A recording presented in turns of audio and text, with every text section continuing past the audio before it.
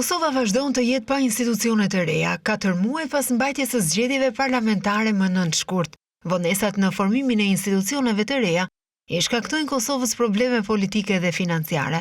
Për shembull, në mungesë të ratifikimit të marrëveshjeve ndërkombëtare me Bankën Botërore, Kosova po rrezikon humbjen e 230 milionë eurove, njofton Radio Europa e Lirë. Një pjesë e marrëveshjeve në vlerë 130 milionë euro janë zvarritur që prej vitit 2024, ndërsa të tjerat në vlerë 100 milionë euro janë marrëveshje të reja. Kosova rrezikon të humbas të ardhura edhe nga plani i rritjes së Bashkimit Evropian, nëse nuk ratifikon marrëveshjen në kuvend. Kriza politike po reflektohet edhe në vonesa për integrimin e Kosovës në struktura ndërkombëtare, pasi qeveria aktuale në detyrë nuk ka legjitimitet për të marrë vendime të rëndësishme strategjike në emër të Kosovës.